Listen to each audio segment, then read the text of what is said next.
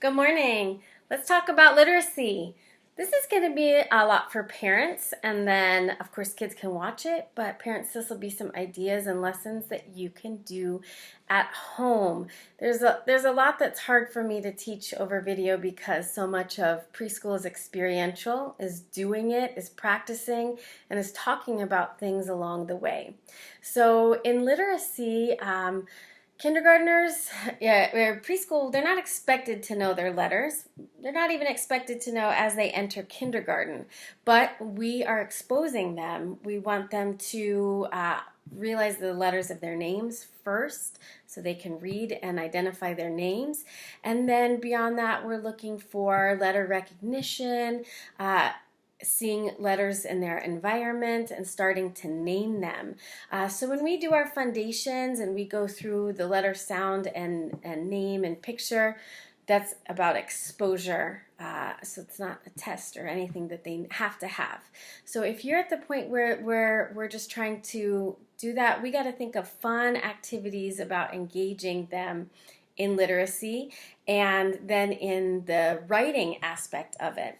Our letters this week are G and H, and I have some ideas that could be fun to do around the house. They involve, language and conversation, art and fine motor skills, and then the beginning of phonics, which is the sound that each of our letters makes.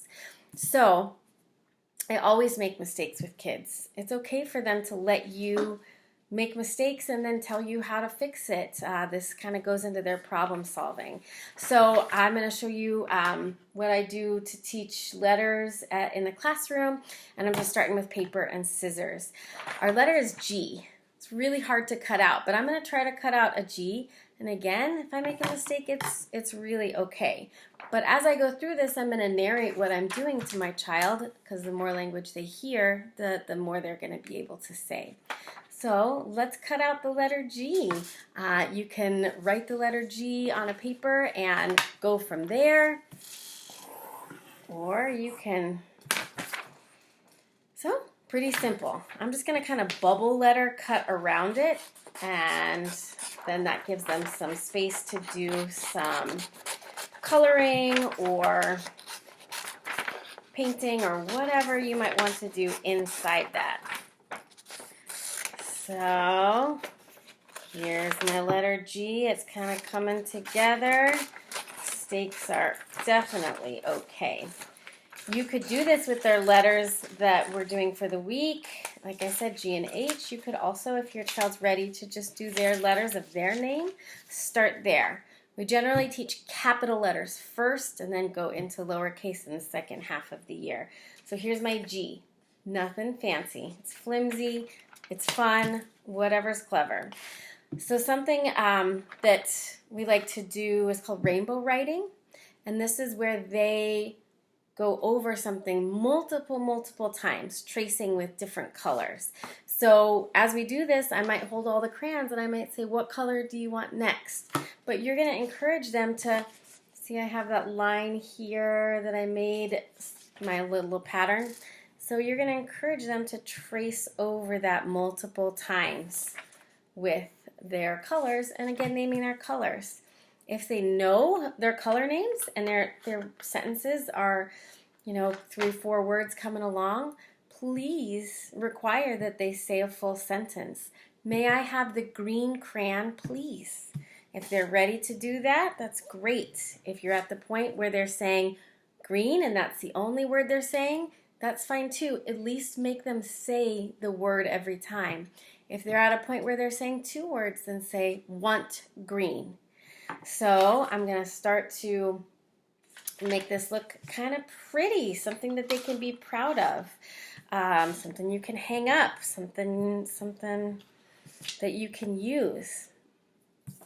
Okay, so I've just done this with crayons, but if you felt like you wanted to paint your color, if you wanted to finger paint, whatever's clever, just having them interact with that and you saying, again narrating, I see that you're coloring on the letter G.